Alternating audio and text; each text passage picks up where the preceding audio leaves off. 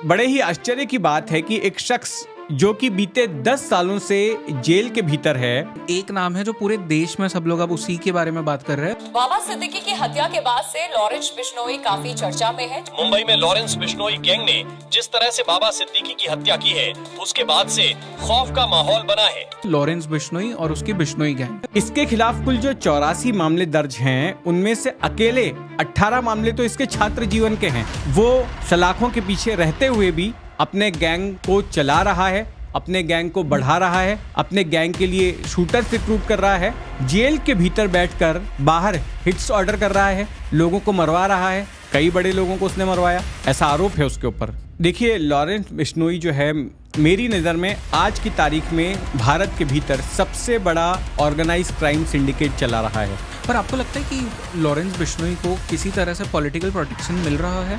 कि बाबा सिद्दीकी को इसलिए मरवाया गया क्योंकि वो सलमान खान के दोस्त थे, तो इस थ्योरी में काफी दम है। देखिए, इसके पीछे मैं आपको मुंबई अंडरवर्ल्ड का एक पुराना फॉर्मूला है, उसका जिक्र करना चाहूंगा। NIA एक जगह पे बोल रहा है कि इसके प्रो खालिस्तान कनेक्शंस है, वहीं दूसरे और मीडिया में या सोशल मीडिया पे इसे देशभक्त की तरह पोर्ट्रे किया जा रहा है। बिल्कुल, ये बड़ा कॉम्प्लेक्स मामला है और बहुत ही उलझी हुई इसकी कहानी है कि एक तरफ इसके ऊपर यह आरोप है कि ये खालिस्तानियों को मरवा रहा है, जो खालिस्तानी समर्थक हैं उनकी हत्याएं करवा रहा है, तो दूसरी तरफ ऐसे लोग इसके गैंग के सदस्य भी हैं जो कि खालिस्तान समर्थक हैं। तो इसकी कहानी बड़ी ही विचित्र है। दाऊद इब्राहिम जो है अपनी हेजिमनी मुंबई के अंडरवर्ल्ड पर रखना चाहता था कि वो ही सबसे बड़ा, उससे बड़ा कोई गैंगस्टर नहीं होना चाहिए।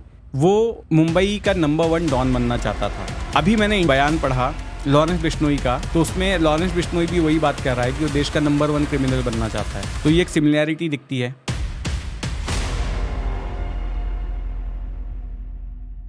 नमस्ते, जय हिंद। मेरा नाम है जय और ये है द आवारा मुसाफिर शो, एक ऐसा पॉडकास्ट जहां हम बात करते हैं भारत के पास्ट, प्रेजेंट और फ्यूचर की। आजकल भारत में एक नाम सभी लोग ले रहे हैं। ये नाम है लॉरेंस बिश्नोई का, और बिश्नोई गैंग के बारे में पूरा भारत बात कर रहा है। हाल ही में हुए बाबा सिद्दीकी के कोल्ड ब्लडेड मर्डर के बाद लॉरेंस बिश्नोई का नाम सामने आने लगा, क्योंकि कुछ लोगों ने क्लेम किया कि ये मर्डर बिश्नोई गैंग ने कराया है। इनफैक्ट खुद शूटर्स ने भी यही चीज़ कही। बाबा सिद्दीकी के मर्डर ने पूरे देश को झुंझो के रख दिया। इनफैक्ट कई सारे लोगों ने तो ये तक कह दिया कि मुंबई एक अनसेफ सिटी है। बट इसके पीछे कितना सच है, कितना झूठ है, यही जानने के लिए आज का ये हमने पॉडकास्ट किया है। इस पॉडकास्ट पे हमारे गेस्ट है mister Jitendra Dikshit sir. Jitendra sir 1990 से लेके आज तक क्राइम की दुनिया को बहुत क्लोजली ऑब्जर्व करते आ रहे हैं और इस पे रिपोर्ट करते आ रहे हैं। He is a very senior journalist and a very respected journalist. और आज के इस पॉडकास्ट पे हमने उनके साथ बात की मुंबई के लॉ एंड ऑर्डर के बारे में, लॉरेंस बिश्नोई के बारे में, किस तरह से बिश्नोई गैंग ऑपरेट करती है उस बारे में, और सलमान खान के बारे में। क्राइम की दुनिया को लेकर ये एक ऐसा पॉडकास्ट होगा जो आपने पहले कभी नहीं सुना होगा। इस पॉडकास्ट से आपको लॉरेंस बिश्नोई के बारे में और उसकी बिश्नोई गैंग के बारे में सब कुछ पता चल जाएगा। कुछ लोग लॉरेंस बिश्नोई को आज मॉडर्न डे भगत सिंह कह रहे हैं, कुछ लोग उसे देशद्रोही कह रहे हैं और कुछ लोग उसे देशभक्त मान रहे हैं। बट लॉरेंस बिश्नोई की सच्चाई क्या है? अगर NIA की चार्जशीट हम देखें तो उसमें उन्होंने क्लेम किया है और कहा है कि लॉरेंस बिश्नोई के कनेक्शंस बब्बर खालसा ग्रुप के साथ है, जो कि एक प्रो खालिस्तानी ग्रुप है। तो कहाँ से ये इंसान एक देशभक्त डॉन बन गया? इसी चीज़ को एड्रेस किया है जितेंद्र सर ने। ये पॉडकास्ट आपको ज़रूर पसंद आएगा। ऐसी इन्फॉर्मेशन अबाउट लॉरेंस बिश्नोई आपको कहीं और नहीं मिलेगी। सो मेक श्योर कि इस पॉडकास्ट को आप एंड तक देखें। So without any further ado, let's start this podcast in 3, 2, 1।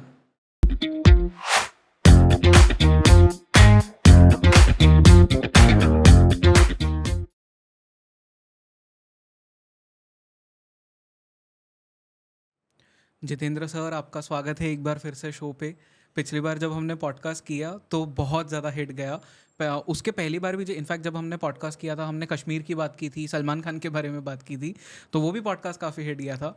And आज एक और वैसे ही सब्जेक्ट पे हम बात करने वाले हैं। But firstly sir, welcome on the show once again.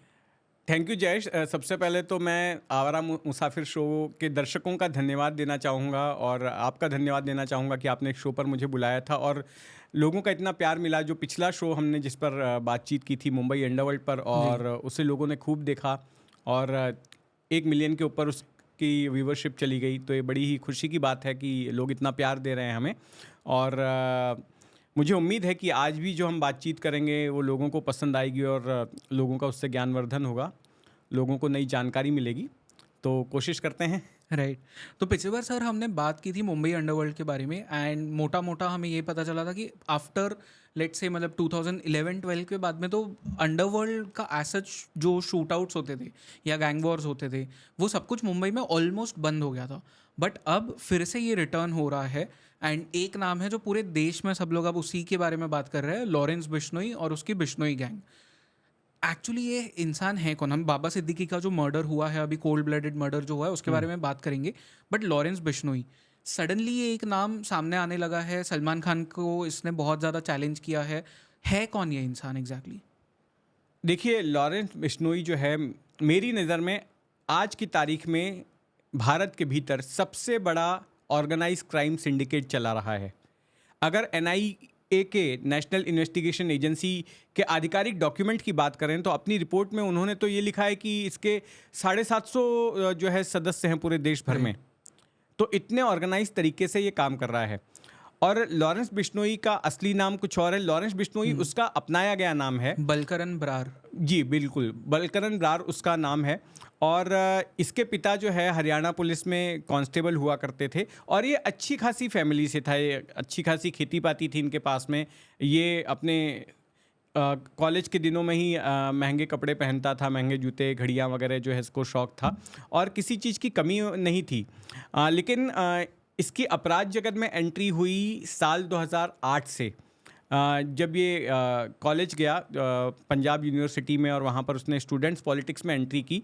तो वहीं से जो इलेक्शंस होते थे, students organisation of Punjab university जो संगठन था उसके लिए जो चुनाव होते थे, तो उसी के चक्कर में जो है जो इंटरनल राइवलरीज होती थी स्टूडेंट्स के ग्रुप्स के बीच में, ये उसमें इन्वॉल्व हो गया और फिर इसमें पहले किसी की हत्या की कोशिश या किसी को डराना धमकाना और फिर बाद में हत्याओं के भी मामले में शामिल हो गया। इसके खिलाफ कुल जो 84 मामले दर्ज हैं उनमें से अकेले 18 मामले तो इसके छात्र जीवन के हैं, जब ये स्टूडेंट हुआ करता था। ओके। और 2014 में इसने अपने एक राइवल स्टूडेंट लीडर की हत्या कर दी थी। और 2014 में राजस्थान के सालासर बालाजी के मंदिर के पास जाते वक्त जो है पुलिस पिकेट के पास में इसका एनकाउंटर हुआ, वहाँ पर इसको गिरफ्तार कर लिया गया था। अच्छा, जिस दौरान ये क्राइम वर्ल्ड में सक्रिय था उस दौरान ये पढ़ाई भी कर रहा था। दिलचस्प बात ये है, और ये एक लॉ का ग्रेजुएट है, इसने LLB कर रखी है, लीगल नॉलेज भी है इसको। अब बड़े ही आश्चर्य की बात है कि एक शख्स जो कि बीते 10 सालों से जेल के भीतर है, वो सलाखों के पीछे रहते हुए भी अपने गैंग को चला रहा है, अपने गैंग को बढ़ा रहा है, अपने गैंग के लिए शूटर्स रिक्रूट कर रहा है और जेल के भीतर बैठकर बाहर हिट्स ऑर्डर कर रहा है, लोगों को मरवा रहा है। कई बड़े लोगों को उसने मरवाया, ऐसा आरोप है उसके ऊपर। सिद्धू मूसेवाले का नाम, सबसे ताज़ा बाबा सिद्दीकी, सलमान खान के घर पर फायरिंग, और करीब हरियाणा, पंजाब और उत्तर प्रदेश में करीब 30 के आसपास मर्डर्स इसी के गैंग के ऊपर जो है आरोप लगे हैं। इसके साथी भी हैं, काला जठेरी नाम का एक इसका साथी था जो अब शायद उससे अलग हो गया है, गोल्डी ब्रार इसका साथी है, और भी इसके साथी हैं। तो इन सारे लोगों के साथ में मिलकर ये अपना गिरोह चलाता रहा है और इस तरह से संगठित अपराधों को जो है अंजाम देता रहा है। बट सर ये मतलब बहुत एक फैसिनेटिंग कैरेक्टर है अगर हम अंडरवर्ल्ड की दुनिया को देखें, क्योंकि किसी का ये हीरो बन चुका है, किसी का ये मॉडर्न डे भगत सिंह बन चुका है। एक देश ने, कनाडा नाम भी ले लेते हैं, कनाडा ने तो बोल ही दिया कि ये इन्वॉल्व है बहुत सारे हमारे यहाँ पे जो क्राइम्स हो रहे हैं उसमें। इनफैक्ट NIA ने कहा था कि इसका बहुत एक मतलब क्लोज रिलेशनशिप है विथ गोल्डी ब्रार, एंड गोल्डी ब्रार के तो कनेक्शंस है बब्बर खालसा ग्रुप के साथ में, which is a pro Khalistani group. तो ये चल क्या रहा है? मतलब ये देशभक्त वाला डॉन, वो फिर से एक वो जो नैरेटिव पहले चला था वही वापस से आ रहा है। बट देन अगेन इसमें तो कई सारे एंगल्स भी है। NIA एक जगह पे बोल रहा है कि इसके प्रो खालिस्तान कनेक्शंस है, वहीं दूसरे और मीडिया में या सोशल मीडिया पे इसे देशभक्त की तरह पोर्ट्रे किया जा रहा है। बिल्कुल, ये बड़ा कॉम्प्लेक्स मामला है और बहुत ही उलझी हुई इसकी कहानी है कि एक तरफ इसके ऊपर यह आरोप है कि ये खालिस्तानियों को मरवा रहा है, जो खालिस्तानी समर्थक हैं उनकी हत्याएं करवा रहा है, तो दूसरी तरफ ऐसे लोग इसके गैंग के सदस्य भी हैं जो कि खालिस्तान समर्थक हैं। तो इसकी कहानी बड़ी ही विचित्र है कि या तो आप खालिस्तानी विरोधी हैं, खालिस्तानियों को खत्म कर रहे हैं, या फिर आप खालिस्तानी समर्थक हैं। तो ये कुछ कहानी जो है समझ नहीं आ रही, बड़ा ही विचित्र केस है। अब जहाँ तक जो है एक हिंदुत्ववादी डॉन के तौर पर खुद को पेश करने का सवाल है, या फिर जैसे इसने कहा कि सलमान खान बिश्नोइयों से माफ़ी मांगे नहीं तो सलमान खान की हत्या कर दी जाएगी, तो बिश्नोइयों का समर्थन हासिल करने की कोशिश इसने की, उनका हीरो बनने की कोशिश की। अब ये क्यों होता है? देखिए,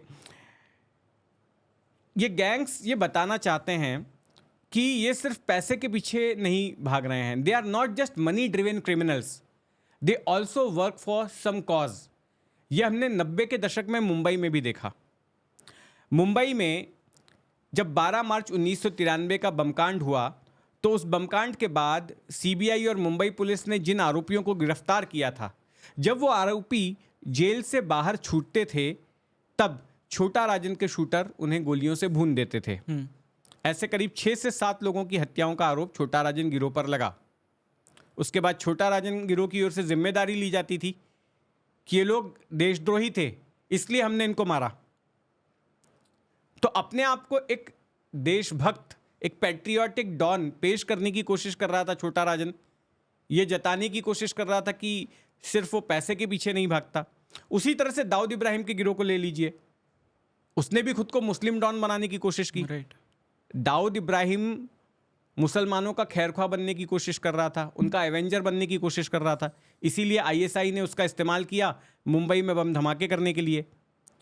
इसके बाद मुंबई दंगों में जिन शिवसैनिकों को श्री कृष्ण कमीशन ने आरोपी बताया था, ऐसे शिवसैनिकों की हत्या करवाना डी कंपनी ने शुरू कर दिया।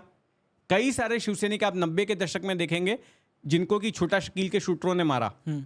तो होता यह था कि एक तरफ छोटा राजन का गिरोह बमकांड के आरोपियों को मारता था, तो तुरंत दाऊद इब्राहिम का गिरोह शिवसैनिकों को मारता था। दोनों तरफ से यह जताने की कोशिश होती थी कि हम सिर्फ पैसे के पीछे नहीं भागते हैं, हम किसी मकसद के लिए भी काम कर रहे हैं। We are not just money driven criminals.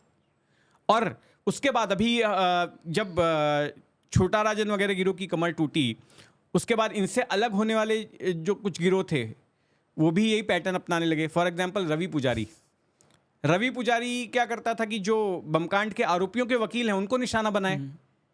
Majeed Memon senior वकील जो कि बमकांड के आरोपियों का जिन्होंने शुरुआती वक्त में केस लड़ा था, एक दिन रवि पुजारी ने उनके ऊपर फायरिंग करवा दी उनकी गाड़ी पर, और फिर बाद में मुझे फ़ोन किया और बोला कि मैंने वो देशद्रोही के वकील के ऊपर फायरिंग की, बच गया वो, मेरे शूटरों ने फायरिंग की, मेरे छोकरे लोग ने उसके ऊपर फायरिंग की, वो बच गया। तो क्या जताना चाहता था कि मैं भी देशभक्त हूँ, वही छोटा राजन वाली स्टाइल। राइट। तो ये एक इमेज बिल्डिंग के तहत किया जाता है। अभी देखिए ना, जब बाबा सिद्दीकी की हत्या हुई तो उसके बाद में जो फेसबुक पोस्ट आई जिसमें कि शुभम लोणकर नाम था शायद, शुभम लोणकर की तरफ से जो सोशल मीडिया पर वो जो पोस्ट आई, उस पोस्ट में के आखिर के 2 लाइन आप पढ़िए, उसमें क्या लिखा था, जय श्री राम जय भारत। राइट। तो ये लिखकर आप क्या जताना चाहते हैं? तो ये जताना चाहते हैं कि आप एक हिंदू डॉन हैं। जय भारत लिखकर ये जताना चाहते हैं कि आप एक पैट्रियोटिक डॉन हैं। तो ये सारा कुछ एक इमेज बिल्डिंग के तहत किया जा रहा है कि सिर्फ पैसा ही उनका मकसद नहीं है, वो कुछ और मकसद के लिए भी काम कर रहे हैं जो कि पैसे से ऊपर है। पर सर ये मतलब वो पोस्ट जब मैं पढ़ रहा था तो मुझे वो बहुत फनी चीज़ लगी, जो लास्ट लाइन आपने कही कि जय श्री राम और जय भारत लिखा था। एक जगह आप जय भारत लिख रहे हैं और एक जगह प्रो खालिस्तानी जो सिस्टम्स है या जो सिंडिकेट्स है उनके साथ में काम कर रहे हैं। तो मतलब, और आई डोंट नो कि लोग कैसे ये चीज़ देख नहीं पाते, जबकि एनआईए ने क्लियरली कहा है कि वो बब्बर खालसा ग्रुप के साथ में काम करता है, पाकिस्तान से वो वेपन स्मगल कर रहा है। तो वो कैसे एक देशभक्त डॉन हो जाएगा? ये पता नहीं, सोशल मीडिया पे लोग कहानियां भी चला देते हैं एंड शायद इसी का फायदा उठा के डॉन्स हीरोज भी बन जाते हैं। आपको लगता है कि इसके पीछे कोई साइकोलॉजिकल फैक्टर होता देखिए, है? इसके पीछे ये भी होता है ना कि इस तरह की इमेज बिल्डिंग जो है इन गैंगस्टर्स को रिक्रूटमेंट में भी मदद करती है ना, क्योंकि इस तरह की इमेज बिल्डिंग करके जो एक मनोवैज्ञानिक असर ये वल्नरेबल युवाओं पर डालते हैं, जिनको कि आसानी से बहलाया फुसलाया जा सकता है। Right. जैसे कि दाऊद अगर खुद को एक हिंदू डॉन के तौर पर दाऊद एक अगर खुद को समझ लीजिए कि वो अगर मुस्लिम डॉन के तौर पर पेश करता था, तो कहीं ना कहीं वो एक तरह से अपील कर रहा था मुस्लिम युवाओं से, Right. उनको अट्रैक्ट कर रहा था कि वो उसके गिरोह से जुड़ें। या फिर अगर हम बात करें लॉरेंस बिश्नोई की, अगर वो इस तरह से मैसेज दे रहा है, तो कहीं ना कहीं वो एक कम्युनिटी को टारगेट कर रहा है कि आपके युवा जो है हमारे साथ में जुड़ें। उनको एक इमोशनल अपील कर रहा है एक तरह से, Correct. एक इमोशनल संदेश दे रहा है। तो इस तरह की इमेज बिल्डिंग जो है इन गिरोहों को मदद भी करती है रिक्रूटमेंट में, अपने सदस्यों की संख्या बढ़ाने में। तो ये तो जो आपने चीज़ कही कि यंग बच्चों को अट्रैक्ट करने के लिए, उन्हें अपने जो सिंडिकेट है, गैंग है, उसमें शामिल करने के लिए एक तरह से साइकोलॉजिकल फैक्टर प्ले करता है। जैसे अभी बाबा सिद्दीकी के मर्डर में जो एक आरोपी को पकड़ा गया है, धर्मराज राजेश कश्यप, 18-19 साल का बच्चा है। तो एलिजेडली मतलब कहा तो वही जा रहा है कि ये भी उसी के गैंग से है। एंड एक कहीं ना कहीं पे ये फैक्टर तो आ ही रहा है कि मेरे रिलीजन के लिए, मेरे देश के लिए मैं किसी का मर्डर करने के लिए भी रेडी हूँ। जबकि आई थिंक उसे कुछ 50,000 रुपये ऑफर किए गए थे, जो न्यूज़ आ रही है उसके अकॉर्डिंग। तो ये मतलब सच में ये मतलब फैक्टर प्ले इन करता है कि आपके देश के लिए, आपके धर्म के लिए आप किसी का मर्डर करोगे, या पैसों का ही फैक्टर है पूरा? देखिए, यहाँ पर है ना, मैं थोड़ा सा कंपैरिजन करना चाहूँगा मुंबई अंडरवर्ल्ड के शूटर्स और ये जो लॉरेंस बिश्नोई गैंग के शूटर्स हैं इनके साथ में। जो मुंबई अंडरवर्ल्ड के शूटर्स होते थे तो वो हिस्ट्री शीटर्स होते थे, मतलब जिनका बैकग्राउंड होता था कई सारी हत्याओं का, अपराधों का, जिनकी फाइल बनी रहती थी, जिनके क्रिमिनल रिकॉर्ड्स होते थे।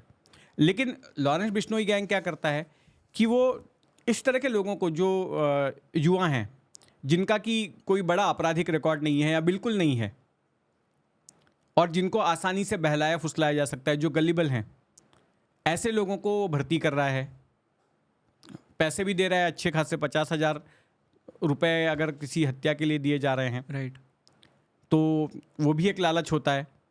तो ये टारगेट कर रहा है बेसिकली कम उम्र के युवाओं को, जो कि जिनके दिमाग को आसानी से प्रभावित किया जा सकता है, जिन पे मनोवैज्ञानिक असर डाला जा सकता है, और देश प्रेम के नाम पर या धर्म के नाम पर जो है जिनको बहलाया फुसलाया जा सकता है, जिनको भड़काया जा सकता है और इस बिना पर साथ में लिया जा सकता है। तो मुझे लगता है कि कुछ इस पैटर्न पर लॉरेंस बिश्नोई काम कर रहा है और इस तरह से वो अपने संगठन को बना रहा है। पर सर ये एक चीज़ हमें क्लियर करनी चाहिए लोगों के लिए भी, क्योंकि जब हम अंडरवर्ल्ड की पॉडकास्ट करते हैं या क्राइम पॉडकास्ट करते हैं तो बहुत सारे लोग मुझे कमेंट्स में कहते हैं कि in a way you are showing the good side of this world. तो हमें इसे यहाँ पे एक और चीज़ क्लियर करनी चाहिए कि आपके रिलीजन के लिए कभी कोई गैंग्स नहीं बन सकती, राइट? इज़ दैट राइट और रॉन्ग? मतलब आपका पर्सपेक्टिव क्या है? इतने सालों तक आपने जो क्राइम कवर किया है, हाँ। रिलीजन इसे सिर्फ लोग एक वो फैक्टर प्ले इन करने के लिए ही लाते हैं या एक्चुअली इसके लिए कुछ एक होता बात है? बताता हूँ मैं आपको, कोई भी गैंगस्टर जो है ना, कोई भी ऑर्गेनाइज क्राइम सिंडिकेट सिर्फ और सिर्फ पैसे के लिए काम करता है। उनका एक ही मकसद है, पैसा कमाना किसी भी तरीके से। बाकी सारी चीजें उस उद्देश्य की पूर्ति के लिए हैं। बाकी सारा मुखौटा होता है, धर्म का मुखौटा पहनकर कि आप देशभक्त डॉन हैं या आप हिंदू डॉन हैं, ये सारा मुखौटा होता है। लेकिन जो लास्ट मकसद होता है इन तमाम गिरोहों का, वो होता है पैसा हासिल करना। जहां पर भी, जिस भी कारोबार में बड़े पैमाने पर पैसा है, चाहे वो क्रिकेट की बैटिंग हो, चाहे वो बॉलीवुड हो, या फिर होटल का कारोबार हो, जहां पर भी इनको नजर आता है कि बड़े पैमाने पर पैसा है, वहां पर ये जाते हैं। राइट। और ये जो सारी चीजें हैं, धर्म के नाम पर इस तरह से अपनी इमेज बिल्डिंग करना, ये उसी पैसे कमाने के उद्देश्य को पूरा करने के लिए हैं और कुछ नहीं। इसके जरिए वो फुट सोल्जर्स हासिल करते हैं, अपनी टीम बनाते हैं, लेकिन एंड मकसद उनका पैसा हासिल करना ही है। ओके। एंड सो इसके बारे में हम लॉरेंस बिश्नोई और उसकी गैंग के बारे में तो ऑफकोर्स इस पूरे पॉडकास्ट में बात करते रहेंगे, but let's come to the event जो हुआ, जिसकी वजह से सब लोग लॉरेंस बिश्नोई का अभी नाम ले रहे हैं, बाबा सिद्दीकी का मर्डर। जब मर्डर हुआ तब आप कहाँ पे थे, कैसे आपको न्यूज़ पता चली, उसके बारे में बात करते हैं। अच्छा, हाँ, देखिए ऐसा है कि दशहरे के दिन रात को बाबा सिद्दीकी पर फायरिंग हुई। मैं उस दिन अपनी फैमिली के साथ, अपनी वाइफ और अपने बेटे के साथ साउथ मुंबई के सीपी टैंक इलाके में एक बहुत ही फेमस रेस्टोरेंट है, खिचड़ी सम्राट, जो खिचड़ी के लिए फेमस है। तो मैं वहाँ पर गया था अपने फैमिली के साथ डिनर के लिए। तभी मेरे पास फ़ोन आया किसी का कि बाबा सिद्दीकी पर फायरिंग हो गई है। तभी उनकी डेथ की खबर नहीं आई थी, लेकिन उनके ऊपर गोली चली है, ऐसी खबर मेरे पास मेरे ख्याल से 10 बजे के आसपास ये खबर आई थी। तब मैं डिनर कर ही रहा था। तो उसी वक्त मैंने अपनी वाइफ को कहा कि हो ना हो ये लॉरेंस बिश्नोई गिरोह का काम हो सकता है। ऐसा क्यों लगा था आपको? हाँ, मेरी वाइफ ने भी सवाल पूछा, क्यों ऐसा क्यों लग रहा है कि लॉरेंस बिश्नोई ने कराया होगा। तब मैंने कहा कि मुझे ऐसा लगता है कि बाबा सिद्दीकी इसलिए लॉरेंस बिश्नोई के टारगेट पर आया क्योंकि वो सलमान खान का बड़ा खास है, सलमान के सपोर्ट सिस्टम का हिस्सा है। तो हो ना हो इसके पीछे बिश्नोई गैंग हो सकता है, क्योंकि मुझे और कुछ समझ में नहीं आ रहा था कि बाबा सिद्दीकी उस वक्त में कुछ जहन में आया नहीं कि किसी और कारण से हत्या हो सकती है। और अगले दिन होते होते लॉरेंस बिश्नोई गैंग का नाम वाकई में सामने आ गया। तो मेरे वाइफ के लिए भी बड़ा आश्चर्य था ये कि खबर आते ही मैंने तुरंत लॉरेंस बिश्नोई का नाम बता दिया था कि ऐसा हो सकता है। लेकिन मैं आपको फिर भी बोलूँगा कि अभी तक कॉन्क्लूसिवली हम पुख्ता तौर पर ये नहीं कह सकते हैं कि ये हत्या क्या लॉरेंस बिश्नोई के आदेश पर हुई है। सबसे ज़्यादा शक उसी पर है, वो तो हम और जो blueprint- सबसे स्ट्रांग थ्योरी है वो लॉरेंस बिश्नोई की ही है। पुलिस भी यही मान रही है, लेकिन अब तक स्थापित कुछ नहीं हुआ है। 3 थ्योरीज पे काम हो रहा है। पहली थ्योरी ये है, जो लोग चर्चा कर रहे हैं कि कहीं ये पॉलिटिकल किलिंग तो नहीं, राजनीतिक कारण से तो नहीं मारा गया ये है।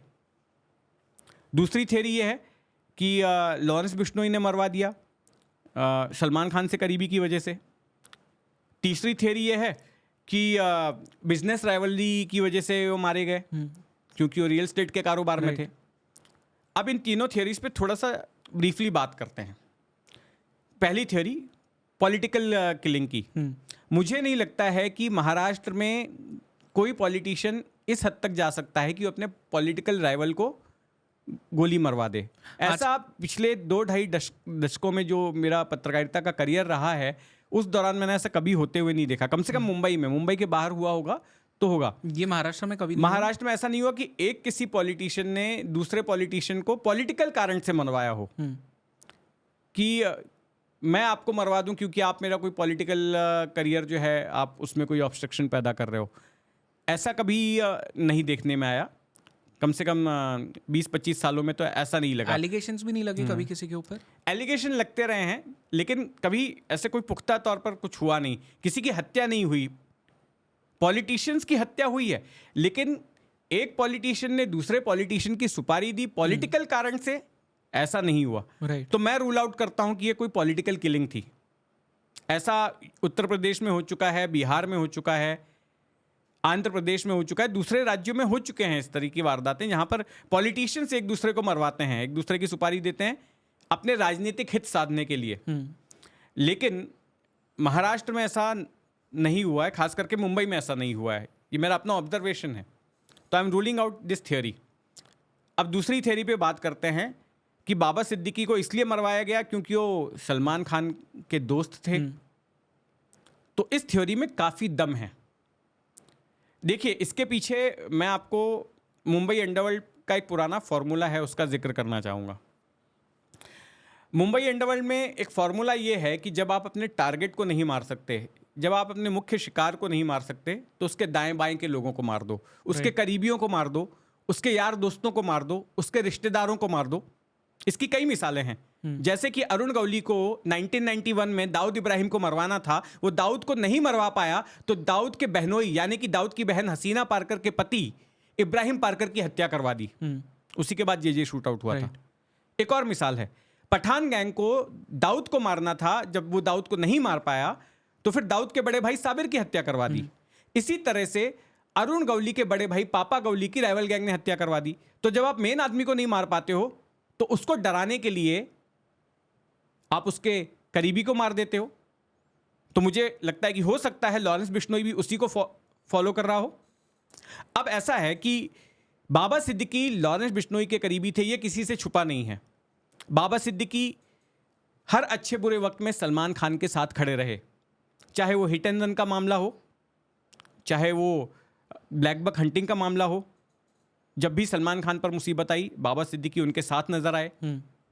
उनको जो भी लीगल मदद वगैरह करनी हो, उनके साथ में रहना हो, वो सारा काम जो है बाबा सिद्दीकी करते थे। फिर यही वजह थी कि बाबा सिद्दीकी के कहने पर ही सलमान खान ने शाहरुख खान के साथ अपनी दोस्ती खत्म कर दी। 2013 की वो जो इफ्तार पार्टी हो, काफ़ी चर्चित है, आज उसकी तस्वीरें हर तरफ दिखाई दे रही हैं, जिसमें बाबा सिद्दीकी दोनों के साथ में खड़े हैं, जिसमें ऐलान किया गया कि अब से शाहरुख और सलमान की दोस्ती शुरू हो गई है, दुश्मनी खत्म। तो ये साबित करती है ये बातें कि ये कितने करीब थे, सलमान के सपोर्ट सिस्टम का हिस्सा थे बाबा सिद्दीकी। तो और सलमान ये खान बात में डर पैदा करने के लिए बाबा सिद्दीकी की हत्या की गई। ये ऐसा इसलिए कह सकते हैं क्योंकि लॉरेंस बिश्नोई ये साफ कर चुका है कि सलमान खान उसके टारगेट पर हैं। उसने अपने इंटरव्यू में भी कहा, कई बार धमकियां भी आई, और यहाँ तक कि मुंबई पुलिस को ये अपनी जांच में पता चला कि 2 बार तो लॉरेंस बिश्नोई के शूटर पहुंच भी गए थे मुंबई सलमान को मारने के लिए, वो मार नहीं पाए थे। और फिर बाहर पिछले साल फायरिंग हुई उनके घर के बाहर। इसके बाद में मुंबई पुलिस ने सलमान के घर के बाहर अपना सुरक्षा घेरा जो है बढ़ा दिया, सलमान का सुरक्षा घेरा बढ़ा दिया। अब सलमान खान जो है लॉरेंस बिश्नोई गैंग की पहुंच के बाहर हो गए। ऐसे में लॉरेंस बिश्नोई ने वही फॉर्मूला अपनाया होगा कि सलमान भले ही हाथ ना आए, सलमान के लोग तो हैं, उनको टारगेट किया जाए। और सबसे करीबी आदमी कौन? बाबा सिद्दीकी, तो उसको मार दिया। तो ये जो दूसरी नंबर की थियरी है, इसमें मुझे दम नज़र आता है। हालांकि ये पुलिस की जांच में स्पष्ट होगा कि इस थियरी में कितनी हकीकत है। तीसरी थियरी जो है वो बिजनेस राइवलरी की है। अब आप देखेंगे कि मुंबई, ठाणे, नवी मुंबई में जितने भी रियल एस्टेट के कारोबार से जुड़े हुए लोग हैं, बिल्डर्स हैं, उन सबके जो है कानूनी पचड़े, झगड़े, झंझट रहे हैं, विवाद रहे ही हैं, हर किसी के साथ जुड़े रहे हैं, क्योंकि ये कारोबार ही ऐसा है।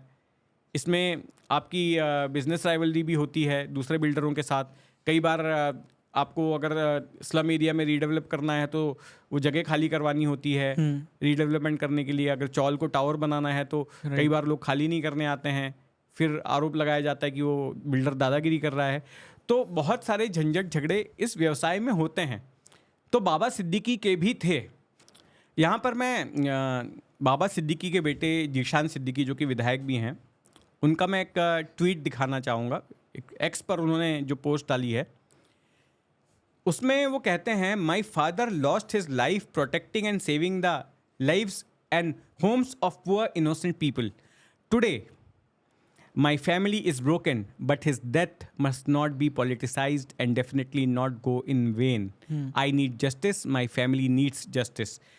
अब ये जो लाइन है, पहली line, my father lost his life protecting and saving the lives and Holmes of poor innocent people, ये लाइन बहुत ही अहम लाइन है। इस लाइन के जरिए जीशान सिद्दीकी ये संकेत दे रहे हैं कि कहीं ना कहीं हो सकता है उनकी पिता की हत्या इसी रियल एस्टेट के लफड़े की वजह से, स्लम रिहेबिलिटेशन वाले मामले की वजह से कराई गई हो। क्योंकि ये कह रहे हैं कि उनके पिताजी संघर्ष कर रहे थे लोगों के घरों के लिए। राइट। तो यहाँ पर उनका इशारा रियल एस्टेट के कारोबार की तरफ है। तो इस थियरी में मुझे कुछ दम नज़र आता है। हो सकता है कि बिजनेस राइवलरी की वजह से भी ये हत्या कराई गई हो, लेकिन अब तक की जांच में पुलिस के सामने ये बात नहीं आई है। अब इनमें से कौन सी थियरी सही है ये पुलिस ही बता सकती है, पुलिस की जब जांच पूरी होगी। सर, पर ये 6 साल पहले की एक खबर है जिसमें 2018 में बाबा सिद्दीकी के ऊपर ईडी के भी चार्जेस थे कुछ, जिसमें उनके 462 करोड़ का जो उनका एसेट्स थे उसे फ्रीज कर दिया गया था, उसे prevention of money laundering act के तहत फ्रीज किया गया था, and these were just allegations, कभी प्रूव नहीं हुआ, but then still there were these allegations. And फिर उसके बाद में कहा गया था कि he was misusing his position जो था उनका म्हाडा का, which is Maharashtra housing and area development authority. आपको लगता है ये जो एलिगेशंस लगे थे एंड इसके वजह से कोई उनकी अनबन हुई किसी से जिसके वजह से ये शूटिंग कराई गई है? देखिए, बीच में बाबा सिद्दीकी की ओर से एक शिकायत भी दर्ज कराई गई थी कि डी कंपनी की ओर से उनको धमकाया जा रहा है, और वो खबर काफ़ी चर्चित हुई थी, लेकिन फिर बाद में पता चला कि वो सेटलमेंट भी हो गया था। अब जहाँ तक देखिए ईडी का मामला है, तो जिन जिन पॉलिटिशियंस के खिलाफ ईडी ने या सीबीआई ने कार्रवाई की, उन्होंने क्या किया? वे विपक्ष की पार्टी को छोड़कर सत्ताधारी पार्टी में आ गए। राइट। तो बाबा सिद्दीकी ने क्या किया? वही किया। बाबा सिद्दीकी कांग्रेस में थे जो कि विपक्ष में है, उसको छोड़कर वो एनसीपी में आ गए जो कि सत्ता में है, वो भी अजीत पवार वाला फैक्शन। तो उसके बाद में ईडी की क्या कार्रवाई हुई हम तो कोई खबर नहीं सुन रहे हैं। करेक्ट। और ना केवल बाबा सिद्दीकी के खिलाफ, बल्कि जो लोग विपक्षी पार्टियों को छोड़कर सत्ताधारी पार्टी में आए, जिनके खिलाफ इस तरह की कार्रवाई हो रही थी, उनके खिलाफ सत्ताधारी पक्षों के साथ जुड़ने के बाद क्या कार्रवाई हुई, कोई खबर नहीं है। राइट। छगन भुजबल की तो एक फाइल गुम हो गई, कोर्ट में बोला ईडी ने। अब वो फाइल गुमने के पीछे कौन सा अधिकारी जिम्मेदार है? क्या उसके पीछे कोई जांच बिठाई गई? क्या किसी को सजा दी गई? क्या किसी के खिलाफ कार्रवाई की गई? ये अब तक साफ नहीं है, अब तक नहीं पता चला। राइट। तो ये तो सिस्टमैटिक फेलियर्स तो हमारे होते ही रहता है, इसे फेलियर्स भी नहीं कहना चाहिए, वो मैनिपुलेशन एक तरह से। बट देन एक और जो न्यूज़ सामने आ रही है अब, क्योंकि लॉरेंस बिश्नोई को महाराष्ट्र पुलिस ने कहा, मुंबई पुलिस ने कहा कि हमें उससे बात करनी है, उससे हमें चीज़ें उगलवानी है, तो उसके लिए हमें उसकी कस्टडी चाहिए। बट देन उस कस्टडी को भी रोक दिया जाता है क्योंकि एक सेक्शन 268(1) ऑफ CRPC है 1973, which stops the movement of high profile criminals who are in prison.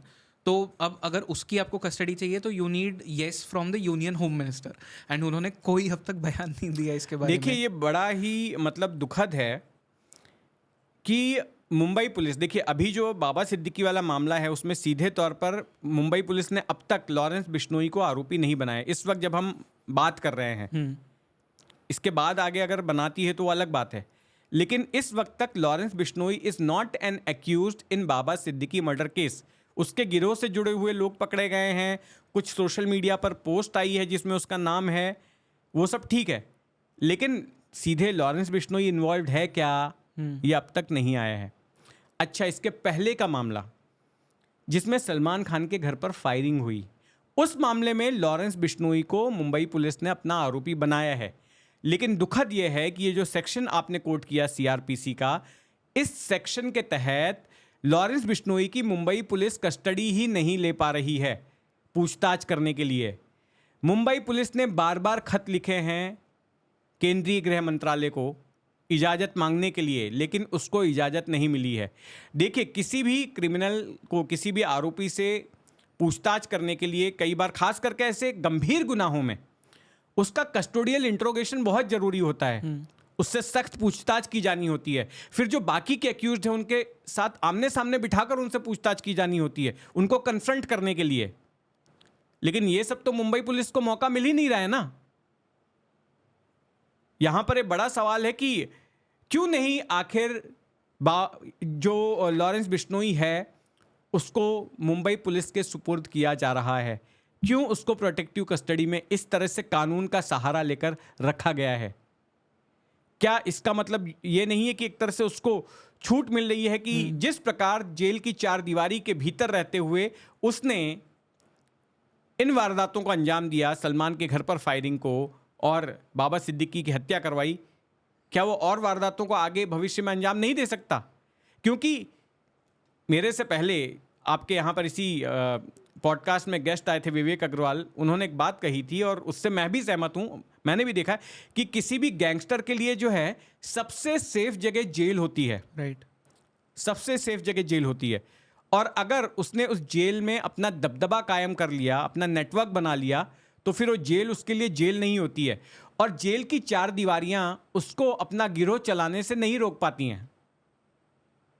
तो मुझे लगता है ये जो बाबा सिद्दीकी का मर्डर हुआ है, उसमें लॉरेंस बिश्नोई का अगर नाम आता है तो फिर पूछताछ की जानी जरूरी है। लेकिन उससे पहले जो सलमान का मामला रजिस्टर किया है उसमें भी पूछताछ होनी चाहिए। पर आपको लगता है कि लॉरेंस बिश्नोई को किसी तरह से पॉलिटिकल प्रोटेक्शन मिल रहा है? देखिए, ये बहुत ही पेचीदा सवाल है। पॉलिटिकल प्रोटेक्शन मिल रहा है क्या? आरोप तो लग रहे हैं कि पॉलिटिकल प्रोटेक्शन लग रहा है। कहीं ना कहीं सटल तरीके से कांग्रेस भी आरोप लगा रही है राइट कि पॉलिटिकल प्रोटेक्शन मिल रहा है। दूसरे लोग भी आरोप लगा रहे हैं, लेकिन पुख्ता तौर पे नहीं कह सकते। हाँ, कनाडा की सरकार ने जरूर आरोप लगाया है, राइट लेकिन हम ये नहीं कह सकते। हाँ, लेकिन ये बात जरूर रही है कि हमारी एजेंसियां गैंगस्टरों का इस्तेमाल करते आई हैं देश के दुश्मनों को खत्म करने के लिए। भूतकाल में ऐसा हो चुका है जब भारतीय एजेंसियों ने गैंगस्टरों का इस्तेमाल किया हो। एग्जाम्पल दे सकते हो? एग्जाम्पल दे सकते हैं। छोटा राजन सबसे बड़ा एग्जाम्पल है। भारत का दुश्मन कौन? दाऊद इब्राहिम। दाऊद का दुश्मन कौन? छोटा राजन। तो दुश्मन का दुश्मन अपना दोस्त हुआ। इस फॉर्मूले पर हमारी एजेंसियों ने काम किया और छोटा राजन का इस्तेमाल करते हुए दाऊद के कई सारे लोगों को खत्म करवाया। मिर्जा दिलशाद बेग नेपाल में बहुत बड़ा आदमी था, डी कंपनी का, आईएसआई के लिए काम करता था। वो तो वहां का जो है सांसद भी बन गया था। राइट तो उसकी हत्या करवाई गई। फिर शरद शेट्टी, दुबई में उसकी हत्या हुई साल 2003 में। उसको बड़ा इडली कहते थे, दाऊद गिरोह के लिए काम करता था। यहां तक कि फरीद तनाशा और विकी मल्होत्रा के जरिए दाऊद की हत्या का प्लान किया जा रहा था पाकिस्तान में 2005 में, लेकिन मुंबई पुलिस और इंटेलिजेंस ब्यूरो इनके बीच में लैक ऑफ कम्युनिकेशन की वजह से वो प्लान जो है वो फॉइल हो गया, असफल रहा, क्योंकि इन दोनों लोगों को मुंबई क्राइम ब्रांच की टीम ने जाके गिरफ्तार कर लिया, फरीद तनाशा और विकी मल्होत्रा को। उस वक्त अजीत डोवाल के साथ ये दोनों लोग मीटिंग कर रहे थे। प्लान चल रहा था कि दाऊद को कैसे मारना है, मिशन की तैयारी हो रही थी। लेकिन तब तक में ये दोनों चूंकि क्रिमिनल्स भी थे, मुंबई के केसेस में वांटेड थे, इसलिए मीरा बोरनकर जो जॉइंट कमिश्नर थी मुंबई क्राइम ब्रांच की, उन्होंने मुंबई से अधिकारियों की टीम भेजी। दिल्ली के 12 खंबा रोड पर इनकी मीटिंग चल रही थी एक रेस्टोरेंट में, वहां पर जाके इनको धर दबोचा।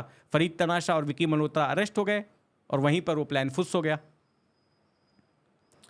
तो कहने का मतलब यह है कि हमारी एजेंसियां, हमारी सरकार इससे पहले भी गैंगस्टरों का इस्तेमाल देश के दुश्मनों के खिलाफ करते आई हैं। राइट अब लॉरेंस बिश्नोई का केस ऐसा है कि इसका मामला समझ में नहीं आ रहा है। एक तरफ जय श्री राम और जय भारत भी इसके लोग लिखते हैं और दूसरी तरफ इसके ऊपर आरोप लगता है कि ये खालिस्तानियों के साथ भी है। एक तरफ इस पर आरोप लगता है कि ये खालिस्तानियों की हत्या करवा रहा है, तो दूसरी तरफ आरोप यह है कि खालिस्तानियों से इसकी दोस्ती भी है। तो इसका मामला बड़ा विचित्र है, बड़ा पेचीदा है। सो इसका एक अच्छा एग्जांपल तो ये है कि कनाडा ने कहा कि वो हरदीप सिंह निज्जर, अगर मैं नाम सही ले रहा हूँ, उसकी हत्या कराने के पीछे भी लॉरेंस बिश्नोई है। या यहाँ पे भारत कहती है कि ये तो प्रो खालिस्तानी है, वहाँ पे खालिस्तानियों को ही वो मरवा रहा है। मतलब समझ ही नहीं आ रहा कि है कौन सा साइड से बंदा। मतलब वो बचपन में हम जो क्रिकेट खेलते थे उसमें एक वो कच्चा नींबू प्लेयर होता था, दोनों साइड से खेलता था। तो ये भी वैसा ही, कभी इधर हो जाता है कभी उधर हो जाता है, लोग उसकी कहानियां बना रहे हैं। तो एक्चुअली हो क्या रहा है ये? एक्चुअली हो क्या रहा है यही तो समझने की दिक्कत है। राइट क्योंकि ये बड़ा ही कॉम्प्लेक्स कैरेक्टर है।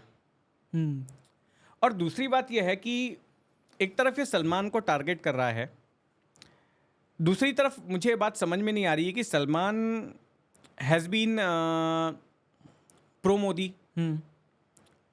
सलमान बीच में जो है कुछ साल पहले तक मोदी के समर्थन में भी उन्होंने बयान दिया था। राइट सलमान खान के जो पिताजी हैं सलीम खान राइटर, वो तो बीजेपी से भी जुड़े थे, बीजेपी के उर्दू सेल के लिए भी काम करते थे। तो ऐसे में अगर बीजेपी सरकार लॉरेंस बिश्नोई का इस्तेमाल कर रही है तो फिर सलमान खान को या उसके परिवार को क्यों टारगेट किया जा रहा है? दूसरी तरफ बाबा सिद्दीकी भी तो अब सत्ताधारी पक्ष बीजेपी लेड महायुति के साथ में आ गए थे ना। तो ये कुछ समझ में नहीं आया। खिचड़ी बनते जा रही है वो। बट सर एक सलमान खान के जो पिताजी है सलीम खान जी, उनका एक बयान भी आया था जिसमें उन्होंने कहा है, अभी रिसेंटली कहा है कि वो जो ब्लैक बक की शूट किया गया था, किलिंग हुई थी, उसमें Salman Khan was not there. उन्होंने कहा कि वो उस कार में नहीं था, वो आसपास भी नहीं था वहाँ पे।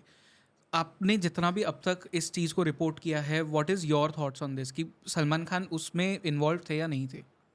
देखिए, मैं अगर बोलूँगा तो फिर वो कंटेम्प्ट ऑफ कोर्ट हो जाए। दो अलग अलग मामले हैं, आपने दोनों को मिक्स कर दिया है। दो अलग अलग मामले हैं, एक मामला हिट एंड रन का है और एक मामला है ब्लैक बक का। उन दोनों पर सलीम खान का बयान है, दोनों पर अलग अलग। राइट, दोनों एक हिट एंड रन में वो कार में नहीं थे। देखिए, हिट एंड रन वाले मामले में निचली अदालत ने, सेशंस कोर्ट ने सलमान खान को दोषी करार दिया था, लेकिन 6 महीने के भीतर ही बॉम्बे हाई कोर्ट ने उनको बरी कर दिया। ये बड़ा ही आश्चर्य था कि बाकी आम मुजरिमों के मामले जो है अपील में कई कई साल लंबित रहते हैं, लेकिन सलमान के मामले में बड़ी जल्दी फैसला आ गया, तेजी से।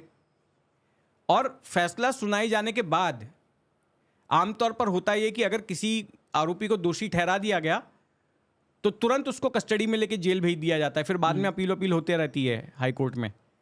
लेकिन निचली अदालत के फैसला सुनाए जाने के बाद सलमान खान एक रात भी जेल नहीं गए, तुरंत उनकी अपील भी एडमिट हो गई। राइट। और वो घर चले गए, 6 महीने में बरी भी हो गए हाई कोर्ट से। हालांकि हाई कोर्ट के आदेश को महाराष्ट्र सरकार ने सुप्रीम कोर्ट में चैलेंज किया है, लेकिन वो मामला चलते जा रहा है। 2017 में मेरे ख्याल से चैलेंज किया है, और उसमें अभी पता नहीं है कि आगे क्या हुआ है या क्या हो रहा है और सरकार कितनी इंटरेस्टेड है उसमें। तो ये तो रहा हिट एंड रन का मामला। जहाँ तक मेरी बात है कि मैं क्या सोचता हूँ, तो ऐसा है कि उस खबर को मैंने ही ब्रेक किया था। मैंने पिछले पॉडकास्ट में भी आपको बताया कि उस सुबह सुबह जो है 6 बजे मेरे पास फ़ोन आया, और फिर मैं अपनी मोटरसाइकिल से पेंड्रा पुलिस स्टेशन पहुंचा और फिर स्पॉट पे पहुंचा, और मैंने उस खबर को ब्रेक किया था और वो सारा था। तो अब मेरी तरफ से कोई टिप्पणी करना एक तरह से ये होगा कि जब तक सुप्रीम कोर्ट कोई और अलग फैसला ना सुना दे तो ये सही नहीं होगा। और जो ब्लैक बक वाला मामला है, उसमें तो जोधपुर की अदालत ने दोषी करार दिया है। वो भी अपील में गया है मैटर, सेंटेंस उनका सस्पेंड है। उसमें हालांकि कुछ वक्त उनको जेल में गुजारना पड़ा था, वहाँ पे जोधपुर की जेल में। पर उन्हें तो लॉरेंस बिश्नोई ने भी, आई रिमेंबर कुछ साल पहले वो उसने कहा भी था कि हमारा एक वो मंदिर है राजस्थान में। हाँ, जो एक इंटरव्यू दिया था एबीपी न्यूज़ को, उसमें लॉरेंस बिश्नोई ने ये कहा था कि जो मंदिर है बिश्नोई समाज का राजस्थान में, वहाँ जाके माफ़ी मांग ले तो उसके बाद बात खत्म हो जाएगी, सलमान खान की जान बच जाएगी। लेकिन सलमान का तो ऑन रिकॉर्ड स्टैंड यही है ना कि उसने ब्लैक बक की हत्या की ही नहीं, काले हिरण की हत्या की ही नहीं। राइट। तो माफ़ी मांगने से एक तरह से ये एक्नॉलेजमेंट हो जाएगा ना। अगर सलमान खान जाके माफ़ी मांग लेगा तो एक तरह से वो कबूल कर रहा है कि हाँ मैंने हत्या की थी, क्योंकि जब आपने पाप किया है तभी तो उसकी माफ़ी मांगेंगे ना। राइट। अगर आपने माफ़ी मांग ली तो फिर तो ये साबित हो जाएगा कि हाँ आपने पाप किया था। उससे ये होता है। तो ऐसे में अगर सलमान खान अगर चाहते भी हैं कि वो जाके माफ़ी मांग ले और बात को ख़त्म करें, तो यहाँ पर फिर सवाल उठेगा कि आप उस क्राइम में इन्वॉल्व थे। ये आपका एक्नॉलेजमेंट ऑफ क्राइम हो जाएगा, आप या आपकी कबूली हो जाएगी। Correct.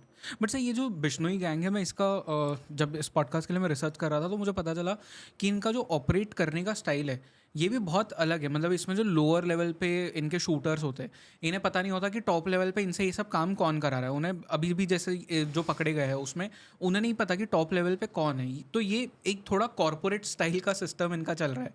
And at the same time ये लॉरेंस बिश्नोई जेल में बैठे बैठे सब काम करवा रहा है। जेल के अंदर से ऑपरेट किस तरह से करते हैं क्रिमिनल्स? तुम्हारा 2 अलग अलग सवाल हैं, तो पहले सवाल का जवाब देता हूँ। इसमें होता है कि जो लॉरेंस बिश्नोई जो काम करता है उसमें ऐसा है कि सब कॉन्ट्रैक्ट टू सब कॉन्ट्रैक्ट दिया जा रहा है। राइट। जैसे कि अगर छोटा शकील को मरवाना होता था या छोटा राजन को मरवाना होता था मुंबई में किसी को, तो सीधे अपने शूटर को फ़ोन करते थे या अपने कॉन्टैक्ट को फ़ोन करते थे, ये आदमी है, ये इसका नाम पता है और इसका काम तमाम करना है, इसको टपकाना है। वो सीधे हो जाता था, उसको पैसा दे दिया जाता था गैंग के, और गैंग के डेडिकेटेड शूटर्स होते थे। अब इस मामले में ऐसा हो रहा है कि जिस आदमी ने सुपारी निकाली कि बाबा सिद्दीकी की हत्या करवानी है, उसने किसी को कॉन्ट्रैक्ट दिया, उस किसी ने किसी और को सब कॉन्ट्रैक्ट दिया, उसने किसी और को सब कॉन्ट्रैक्ट दिया, तो अंत में जो आदमी गोली मार रहा है उसको ये नहीं मालूम है कि इसको ओरिजिनेट किसने किया था। उसको तो पैसे से मतलब है, गोली मारने का उसको 50,000 रुपया मिल रहा था। राइट। उसको ये नहीं मालूम है कि ये सुपारी किसने जनरेट की और उसका मोटिव क्या था बाबा सिद्दीकी को मरवाने का। तो कुछ इसी पैटर्न पर लॉरेंस बिश्नोई का गिरोह जो है काम करता रहा है। हालांकि सिर्फ यही एक पैटर्न नहीं है, कई बार डायरेक्टली भी जो है राइवल गैंग के लोगों को मरवाना है या दूसरे किसी लोगों को मरवाना है तो उसमें मोटिव भी पता होता है और उसमें सब कॉन्ट्रैक्ट भी नहीं दिए जाते हैं। डायरेक्टली जो है गैंग के आदमी को बोला जाता है कि इसको ये करना है, इसको मारना है, तो वो भी रहा है। तो ये एक सवाल है आपका। अब दूसरा सवाल आपका जेल का है कि जेल से कैसे कोई गैंगस्टर जो है अपना गिरोह चला रहा है। देखिए, ये बहुत ही दुखद बात है कि लॉरेंस बिश्नोई 2014 से जेल में है, 10 साल से जेल में है। जब वो राजस्थान पुलिस ने उसको पकड़ा था, राइट, उसके बाद वो जेल गया, फिर 2015 में शायद कोर्ट की हियरिंग से भाग गया था, उसके बाद फिर से उसको पकड़ा गया। तो करीब 10 साल हो गए उसको जेल में रहते हुए, लेकिन जेल की चार दीवारी उसको अपना गिरोह चलाने से नहीं रोक पाई। जेल में रहते हुए भी सिद्धू मूसेवाला मर जाता है, उसके बहुत सारे राइवल्स वो मर जाते हैं, सलमान के घर पे फायरिंग हो जाती है। इनफैक्ट एपी ढिल्लों के घर के बाहर भी फायरिंग होती है। अभी बाबा सिद्दीकी की हत्या में उसका नाम आ रहा है। तो ऐसे में सवाल उठता है कि जेल के भीतर से कैसे गैंग चलती है। तो मैं आपको बता दूं कि ये कोई पहली बार नहीं है कि कोई गैंगस्टर जेल के भीतर से अपना गिरोह चला रहा हो। 90 के दशक में मुंबई के भी कुछ अंडरवर्ल्ड डॉन थे जो जेल में रहते हुए अपना गैंग चलाते थे।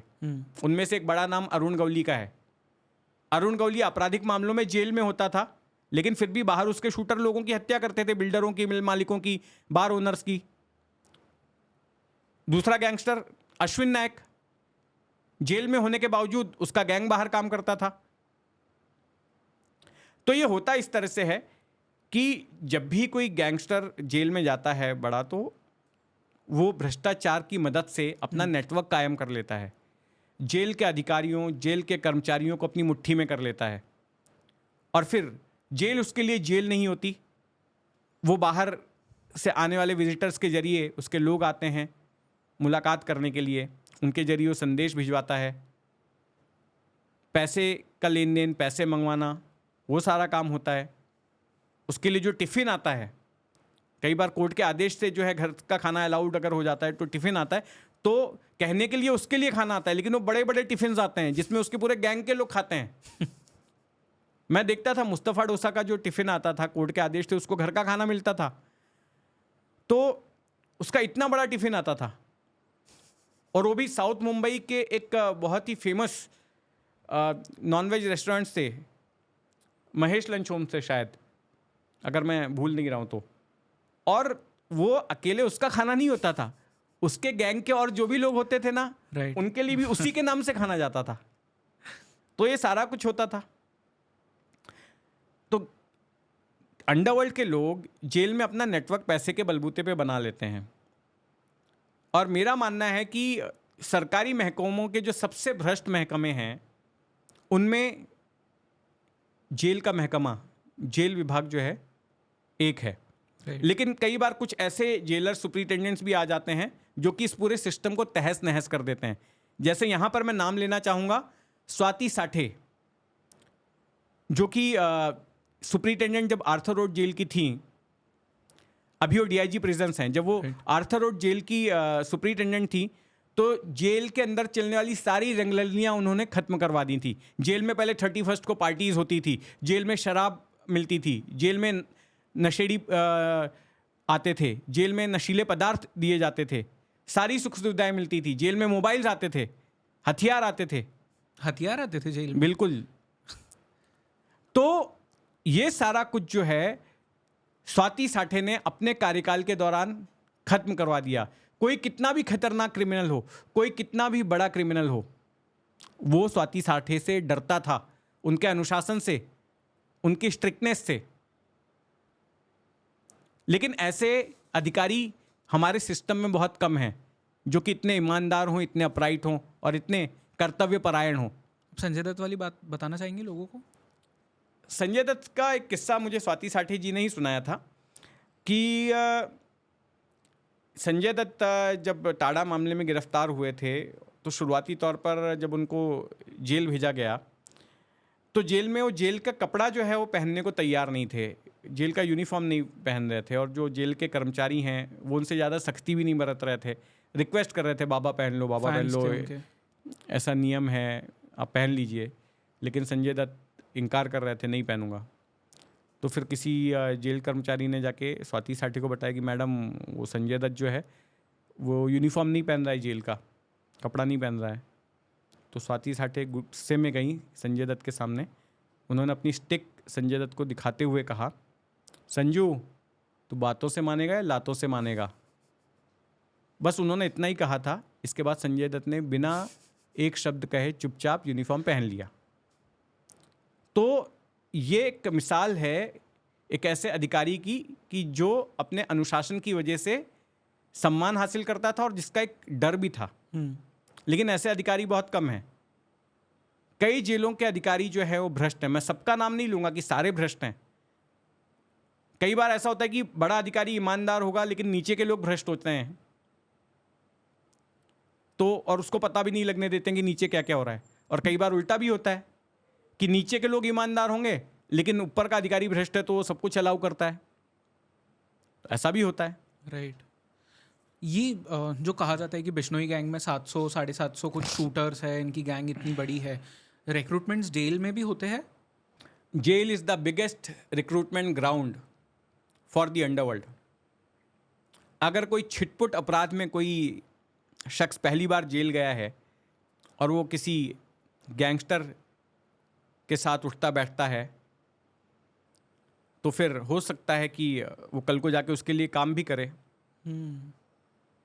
गैंगस्टर्स इसी तरह से भर्ती करते हैं लोगों की, वो उनका इस्तेमाल करते हैं।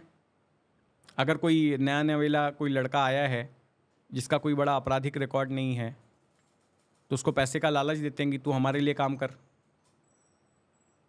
और फिर एक बार जिसने जेल की ज़िंदगी देख ली है तो फिर जेल का उसका डर भी खत्म हो जाता है। राइट। हाँ, कि जो एक बार जेल चला गया है तो फिर एक उसका सिस्टम जेल में भी बन जाता है कि कल को कोई क्राइम करके वापस जेल में भी अगर आना है तो जेल में लोग हैं अपने, उसको ये लगता है कि जेल में कोई तकलीफ नहीं होगी। तो जेल का डर भी खत्म हो जाता है। तो जेल में किसी शख्स को जो छोटे मोटे अपराध में आया उसको और कई अपराधियों के साथ उसका उठना बैठना होता है, उसको लालच दिया जाता है कि इतना पैसा तुझे देंगे, लोग तुझसे डरेंगे, तू शान से जिएगा, हमारा हाथ है तेरे सिर पे। राइट। तो इस तरह से रिक्रूटमेंट होता है। तो जेल सबसे बड़ा जो है भर्ती करने का अड्डा है अपराधियों का। आपको लगता है अभी इस वक्त भारत में सबसे बड़ा गैंग जो एक्टिव हो वो बिश्नोई गैंग ही है या कोई और गैंग्स भी एक्टिव है? नहीं, और भी बहुत सारे नॉर्थ इंडिया में बहुत सारे गैंग्स हैं वो एक्टिव हैं, लेकिन सबसे बड़ा जो गिरोह इस वक्त मुझे लगता है जिसको कि खुद NIA ने अपनी रिपोर्ट में बताया है कि जिसके 750 सदस्य हैं और जो कई राज्यों में जिसकी प्रेजेंस है, हरियाणा में, पंजाब में, उत्तर प्रदेश में और महाराष्ट्र में भी, तो मुझे नहीं लगता है कि इससे बड़ा कोई गिरोह फ़िलहाल हमारे देश में है जो कि न्यूजेंस पैदा कर रहा है। लॉरेंस बिश्नोई वर्सेस दाऊद इब्राहिम, आपने दाऊद इब्राहिम वाला पूरा वो एरा देखा है एंड अब लॉरेंस बिश्नोई वाला एरा भी आप देख ही रहे हैं। क्या सिमिलैरिटीज़ दिख रही है, क्या डिफरेंसेस दिख रहे हैं? सिमिलैरिटीज़ और डिफरेंसेस की बात करें तो देखिए, दाऊद इब्राहिम जो है अपनी एक हेजिमनी मुंबई के अंडरवर्ल्ड पर रखना चाहता था कि वो ही सबसे बड़ा, उससे बड़ा कोई गैंगस्टर नहीं होना चाहिए। वो मुंबई का नंबर 1 डॉन बनना चाहता था। अभी मैंने इंडियन एक्सप्रेस में एक बयान पढ़ा लॉरेंस बिश्नोई का, तो उसमें लॉरेंस बिश्नोई भी वही बात कर रहा है कि वो देश का नंबर 1 क्रिमिनल बनना चाहता है। तो ये एक सिमिलैरिटी दिखती है।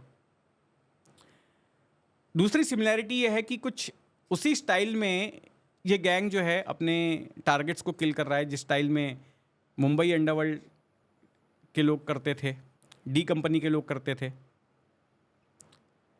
तीसरी सिमिलैरिटी ये मैं देख रहा हूँ कि दोनों ही गिरोह एक इमोशनल अपील भी करते रहे कम्युनिटीज़ से। जैसे दाऊद इब्राहिम का गिरोह मुसलमानों का एवेंजर बनने की कोशिश कर रहा था, मुसलमानों का खैरख्वाह बनने की कोशिश कर रहा था।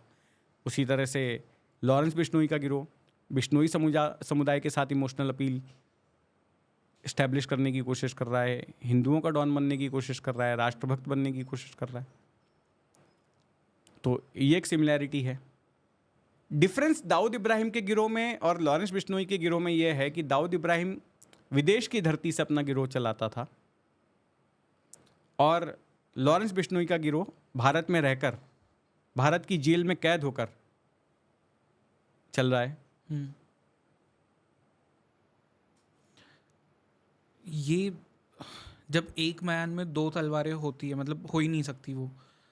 आपको लगता है वैसा ही सिचुएशन यहाँ पे आ रहा है, गैंग वॉर्स वाला एरा वापस से आ रहा है? बिकॉज अगर दाऊद इब्राहिम का जो गैंग है अब भी एक्टिव नहीं है उतना, पर गैंग तो एग्जिस्ट करता है, छोटा शकील तो अब भी है। नहीं, I don't agree. Okay. Dawood Ibrahim के गैंग ने नवंबर 2002 के बाद से मुंबई शहर में एक भी गोली नहीं चलाई है। दाऊद ने मुंबई शहर से अपने ऑपरेशन को वाइंड अप कर लिया है। 2002 में जो लास्ट मर्डर दाऊद के गिरोह ने किया था वो था अली नांजियानी नाम के एक केबल ऑपरेटर का। तहलका न्यूज़ नाम का केबल चैनल चलाता था, उसकी मुंबई के वेस्टर्न सबब में हत्या की गई थी। हत्या इसलिए की गई थी क्योंकि उसका कुछ विवाद हुआ था दाऊद के छोटे भाई नूर इब्राहिम के साथ, जिसको नूरा कहते हैं, और उस चक्कर में छोटा शकील ने उसकी हत्या करवा दी थी। 2003 में दाऊद का भाई इकबाल कासकर यूएई से डिपोर्ट करके भारत लाया जाता है और मोका के तहत उसकी गिरफ्तारी होती है। तब से लेके अब तक डी कंपनी की ओर से मुंबई शहर में एक भी गोली नहीं चलाई गई। उसके बाद से आप देखेंगे कि दाऊद गिरोह की ओर से धमकी भरे फ़ोन आने भी बंद हो गए। ये अलग बात है कि दाऊद के जो नाते रिश्तेदार या उसके पुराने सहकर्मी जो हैं वो यहाँ वहाँ एक्सटॉर्शन के मामले में फंसते रहे और ठप्पा लगा डी कंपनी का। लेकिन डी कंपनी का जो कोर था, जो मुख्य डी कंपनी थी, उसने अपना काम बंद कर दिया। दाऊद के नाम को उससे जुड़े हुए लोगों ने भुनाने की कोशिश की, इसलिए दाऊद का नाम, डी कंपनी का नाम खबरों में, मीडिया में, अखबारों में छपते रहता है। लेकिन डी कंपनी अब मुंबई में एग्जिस्ट नहीं करती है। पर सर, गोली ना चलाना, कॉल्स ना करना एक्सटॉर्शन के लिए, डज दैट मीन कि मतलब उनका काम सब खत्म हो गया, या उन्होंने अपने काम ही बदल दिए? कि मतलब रियल एस्टेट में जैसे कहा जाता है कि बहुत ज़्यादा उनका इन्वेस्टमेंट है, फिर स्मगलिंग के मामलों में आते रहते हैं उनके नाम, तो ये खून खराबे से वाइट कॉलर क्राइम्स की तरफ तो चले गए देखिए, ना? दाऊद ने जो है ना भारत में अपनी काली कमाई से इतना पैसा कमा लिया है कि अब उसको गुनहगारी की दुनिया से कोई मतलब ही नहीं रह गया है। ओके। उसने लंदन में अपने होटल्स खोले हैं, शारजा में खोले हैं, दुबई में खोले हैं, कई तरह के कारोबार में। वहाँ पाकिस्तान के में रियल एस्टेट का कारोबार कर रहा है। और दाऊद ही नहीं, छोटा शकील, टाइगर मेमन तो कराची के पास बताते हैं कि कोई कोल्ड स्टोरेज वगैरह चलाता है। अच्छा। तो ये सारे लोग जो है वहाँ पर अब वाइट का कारोबार करते हैं। इनको अब 2 नंबर की कमाई की ज़रूरत ही नहीं रह गई है। तो इसलिए हो सकता है कि उन्होंने भारत से अपना कारोबार समेट लिया। और दूसरी बात यह कि चूंकि दाऊद का भाई यहाँ पर है तो उसकी सेफ्टी को देखते हुए भी वो यहाँ पर इन्वॉल्व ना हो रहा हो कि अगर मैं यहाँ कुछ करता हूँ तो मेरे भाई को कोई तकलीफ़ ना हो जाए। वैसे भी एक बार दाऊद के भाई पर अटेम्प्ट हो चुका है। तो ये जो 5-6 दिन पहले एक न्यूज़ आई थी कि कुछ 2080 करोड़ का कोकेन पकड़ा गया था वेस्ट दिल्ली में, 208 kgs ऑफ कोकेन। इसमें आपको क्या लगता है, मतलब ये डी कंपनी जो स्मगल कराती थी वो सब चीज़ें नहीं है, कोई और तरह से ही हो रही है ये चीज़ें, जो ड्रग स्मगलिंग की चीज़ें? बहुत बार आ गई अब ये न्यूज़। नहीं तो इसमें दाऊद इब्राहिम गिरोह कहाँ पर है? अभी तक तो कोई प्रूव नहीं हुआ है। I am just asking you कि आपको लगता है कि इसके पीछे उनका हाथ है? देखिए, कोई दाऊद और का है? गिरोह जो है ना ड्रग्स के धंधे में नहीं रहा है, जहाँ तक मेरी जानकारी है। दाऊद का गिरोह सोने चांदी के स्मगलिंग में रहा है, इलेक्ट्रॉनिक्स के सामान के स्मगलिंग में रहा है, वेपन्स स्मगल कराए गए हैं। लेकिन जो ड्रग्स का कारोबार है वो दूसरे गिरोह रहे हैं, पाकिस्तान बेस्ड गिरोह भी रहे हैं। लेकिन हर पाकिस्तानी गिरोह जो है वो दाऊद गिरोह नहीं होता है। राइट। तो रहे हैं, लेकिन दाऊद का जहाँ तक मेरी जानकारी है कि दाऊद गिरोह खुद जो है, जो कोर है दाऊद गिरोह का, वो ड्रग्स के कारोबार में नहीं रहा है। हो सकता है कि उसके गिरोह से कुछ फ्रीलांसर्स हैं जो कभी दाऊद के लिए करते हों, कभी किसी और के लिए करते हों, ऐसे लोग इस कारोबार में इन्वॉल्व हो सकते हैं। ओके। दाऊद बेसिकली सोने, चांदी और इलेक्ट्रॉनिक्स के सामान की तस्करी में था। सो ये जो लॉरेंस बिश्नोई वाला चीज़ जिसके बारे में हम बात कर रहे थे, similarities and differences, Lawrence Bishnoi आपको लगता है कि उसको कोई दूसरे गैंग का चैलेंज नहीं मिलेगा, इजीली वो राइज कर सकती है उसकी गैंग? हाँ, अभी तक तो देखिए ना कि कोई लॉरेंस बिश्नोई का एक राइवल पैदा हुआ था, लेकिन उसका मर्डर हो गया। अभी मुझे उसका नाम नहीं याद आ रहा है। लेकिन उसके अलावा जो है मुझे नहीं लगता कि लॉरेंस बिश्नोई को चैलेंज करने वाला कोई दूसरा गैंगस्टर है, और या तो मुंबई में या नॉर्थ में। और लॉरेंस बिश्नोई ने जिस तरह से अपनी दहशत कायम कर दी है इस तरह के हाई प्रोफाइल मर्डर्स करके और हाई प्रोफाइल लोगों को निशाना बनाकर, तो उससे उसकी गैंग का एक खौफ पैदा हो गया, उसकी एक माफिया डॉन के तौर पर उसकी ब्रांडिंग हो गई है। Right. But then Mumbai police या ओवरऑल पूरे देश की पुलिस जो है, उनका रिएक्शन क्या होना चाहिए? क्योंकि जब दाऊद इब्राहिम का राइज हो रहा था, शायद रिएक्शंस थोड़े स्लो थे। आई डोंट नो, मतलब आपने वो दुनिया ज़्यादा देखी है तो you will be the best जज। अभी क्या रिएक्शन होने चाहिए पुलिस के? क्या थोड़ा लाइटली ले रहे हैं पुलिस भी इसे, या they are trying on their own? नहीं, देखिए, इसमें ऐसा है कि मुंबई पुलिस ने, अगर मैं मुंबई पुलिस की बात करूं तो सलमान के घर पे फायरिंग हुई थी, तो उसमें तो लॉरेंस बिश्नोई को आरोपी बनाया ही है ना, लेकिन पूछताछ नहीं कर पा रही है।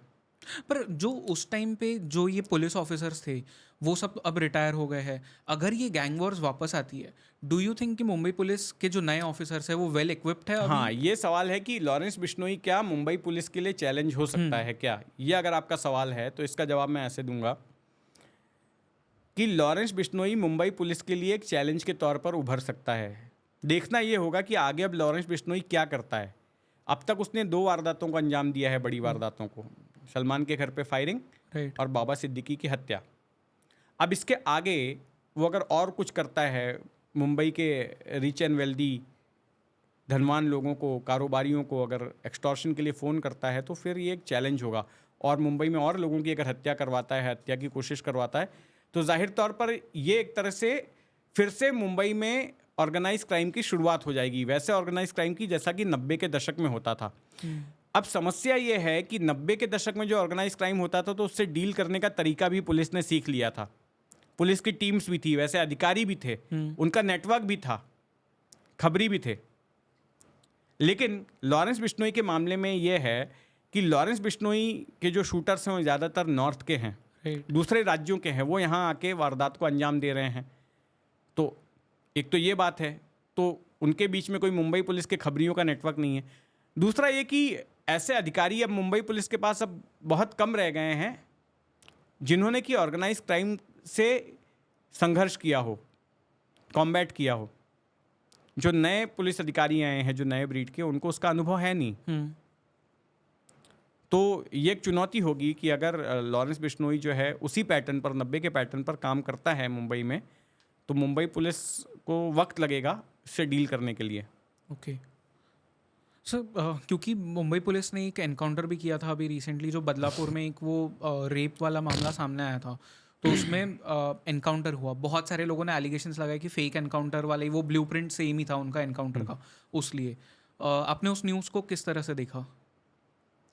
नहीं, देखिए, ये बेसिकली देवेंद्र फडणवीस पर बड़ा दबाव था जी कि इस जैसी वारदात हो रही है। और बतौर गृह मंत्री जो है, क्योंकि देवेंद्र फडणवीस उप मुख्यमंत्री होने के अलावा महाराष्ट्र के गृह मंत्री भी हैं, तो ये सीधे सीधे उनकी एबिलिटी पर एक तरह से सवाल था, उनकी काबिलियत पर सवाल था कि महाराष्ट्र में ये हो क्या रहा है। इस तरह की आपराधिक वारदातें हो रही हैं, महिलाओं से जुड़ा हुआ अपराध हो रहा है, बच्चियों के साथ में ऐसा हो रहा है। और बदलापुर का मामला काफ़ी गर्म हो गया और इलेक्शन नज़दीक थे। राइट। तो देवेंद्र फडणवीस की भी बदनामी हो रही थी, और इसके लोग साथ भी साथ सड़कों पे उतर गए थे वहाँ पे, तो लोग protest सड़कों बहुत हो पर रहे थे। काफ़ी प्रोटेस्ट हुआ, मामला काफ़ी चला। जो है सरकार की बदनामी हो रही थी, देवेंद्र फडणवीस की बदनामी हो रही थी, तो कुछ सख्त एक्शन दिखाना था, तो फिर एनकाउंटर हो गया। बट वो आई डोंट नो कि मतलब स्ट्रेट फॉरवर्ड वो किस तरह से हम बात कर सकते हैं कि मतलब आपको लगता है कि वो फेक एनकाउंटर था? क्योंकि उसका जो ब्लूप्रिंट था वो बहुत शेडी लगता है। मतलब जो पहले वारदात हो चुकी है, ऐसे मुंबई पुलिस के ऊपर एलिगेशंस लग चुके हैं, वो सेम टू सेम ब्लूप्रिंट यहाँ पे भी था कि अपराधी जो था उसने पुलिस होल्स्टर से बंदूक खींच के निकाली, फायर करने की कोशिश की, रिटेलिएट किया पुलिस ने, उसकी हत्या हो गई, उसकी डेथ हो गई उसमें।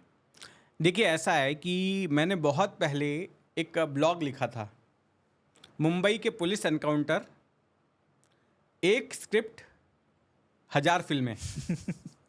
इसका मतलब क्या है कि 90 के दशक में करीब 100 के आसपास एनकाउंटर हर साल होते थे, लेकिन सब में एक ही कहानी होती थी कि पुलिस अधिकारी को टिप मिली, जानकारी मिली कि फलाना गैंगस्टर फलानी जगह पर आने वाला है कोई वारदात को अंजाम देने, अपने किसी साथी से मिलने। इसके बाद में हमने वहाँ जाके जाल बिछाया और जब वो गैंगस्टर आया तो हमने उसको सरेंडर करने के लिए कहा, लेकिन उसने सरेंडर नहीं किया, उसने पुलिस टीम पर गोली चलाई, पुलिस ने बदले में जवाबी कार्रवाई में गोली चलाई, वो गोली गैंगस्टर को लग गई, हमने उसको बचाने की कोशिश की, उसको अस्पताल ले गए, लेकिन गैंगस्टर मर गया। तो ये कहानी लगभग सभी एनकाउंटर्स में है। राइट। तो यहाँ पर भी है। अब ये एनकाउंटर फर्जी है ऐसा आरोप लग रहा है, लेकिन ये फर्जी है कि नहीं इसकी जांच के भी आदेश दिए गए हैं, तो जांच में सामने आएगा। ओके। और वैसे पहले भी जो बहुत सारे एनकाउंटर्स हुए उन पे विवाद हुआ है, उनके जांच के आदेश दिए गए। Right. But sir, as a crime journalist and अपने इतने सालों तक क्राइम की दुनिया को कवर किया और बहुत क्लोजली देखा है, बीट लाइक वो 90s वाला ज़माना है या अब जो नए तरह के क्राइम्स हो रहे हैं, आपने पूरा वो एक एरा देखा है एंड अब भी देख रहे हो। गट फीलिंग आपकी क्या कह रही है? Are we going back to that same era कि मतलब क्राइम वाला वो चलन वापस आने वाला है? देखो, मुंबई शहर में जो है ना, पिछले 10-12 सालों से शांति है। जितने भी बड़े गैंगस्टर हैं वो ठंडे हो चुके हैं या तो जेल में हैं। एक एक करके गिनाता हूँ। मैंने बताया कि दाऊद गिरोह 2002 नवंबर से ठंडा पड़ा है, उसने कोई वारदात नहीं की। छोटा राजन उम्र कैद की सज़ा काट रहा है, जेडे मामले में जेल में है। अरुण गौली उम्र कैद की सज़ा काट रहा है, शिवसैनिक कमलाकर जामसांडेकर की हत्या के मामले में जेल में है। अबू सलेम वो भी जेल में सज़ा काट रहा है। अश्विन नायक उसने अंडरवर्ल्ड छोड़ दिया है। तो ये जो सारे गैंग के लीडर्स हैं वो या तो जेल में हैं या ठंडे पड़ गए हैं। जो फुट सोल्जर्स थे, जो शूटर्स थे, वो भी पुलिस ने एनकाउंटर्स में पकड़ पकड़ कर मार दिए या फिर मौका जैसे कानून के तहत जेल में चले गए। तो कोई बचा ही नहीं। यहाँ तक कि जो बी लिस्ट के गैंगस्टर्स थे जैसे बंटी पांडे, रवि पुजारी, ये सब भी जेल में हैं। तो मुंबई में मैदान एकदम साफ है। तो इसी वैक्यूम को, इसी खालीपन को हो सकता है भरने की कोशिश करे लॉरेंस बिश्नोई का गैंग कि यहाँ पर तो कोई इसका चैलेंजर ही नहीं है। और मुंबई देश की आर्थिक राजधानी है, पैसे वालों का शहर है। राइट। लेकिन ये देखना होगा कि मुंबई में क्या फिर से अंडरवर्ल्ड सिर उठाता है। हम 2 वारदातों के आधार पर इस कंक्लूजन पे नहीं जंप कर सकते कि मुंबई फिर से 90 के जैसे दौर को दिखेगी, वो काला भयानक दौर मुंबई शहर में वापस आ जाएगा। ये सिर्फ इन 2 वारदातों के आधार पर हम नहीं कह सकते। हमें और 6 महीने, साल भर ऑब्जर्व करना होगा कि मुंबई शहर में क्या होता है। क्या इस जैसी और किलिंग्स होती हैं? क्या इन किलिंग्स से जो दहशत का माहौल पैदा हुआ है उसको लॉरेंस बिश्नोई का गिरोह भुनाने की कोशिश कर रहा है? अपना डर पैदा कर दिया है उसने, अब उस डर को भुनाने के लिए क्या वो बिजनेसमैन को, होटेलियर्स को, फिल्मकारों को फ़ोन करके वसूली कर रहा है? अगर ऐसा कर रहा है तो हो सकता है वो दौर वापस आ जाए, लेकिन हमें अभी वेट एंड वॉच करना पड़ेगा। मेरा ये सवाल पूछने के पीछे रीज़न ये था कि जब बाबा सिद्दीकी की डेथ हुई एंड ट्विटर पे जब वो न्यूज़ ब्रेकआउट हुई तो मैं ट्वीट्स देख रहा था एंड मैंने एक पैटर्न नोटिस किया। आई डोंट नो कि मतलब किसी अपोजिशन आईटी सेल के थ्रू करवाया गया हो या क्या, बट हर दूसरे तीसरे ट्वीट में एक चीज़ लिख के आ रही थी, लॉ एंड ऑर्डर मुंबई का बहुत बेकार हो चुका है। और ये लिटरली हर दूसरे तीसरे ट्वीट में मैं नोटिस कर रहा था। I want to know from you कि आपको लगता है कि मतलब मुंबई का लॉ एंड ऑर्डर इतना बेकार हो गया है कि सिटी में लोग सिक्योर नहीं फील कर रहे? क्योंकि पर्सनली मुझे नहीं लगता कि ऐसा कुछ है। नहीं, मुझे नहीं लगता है कि मुंबई में लॉ एंड ऑर्डर की स्थिति ख़राब हुई है।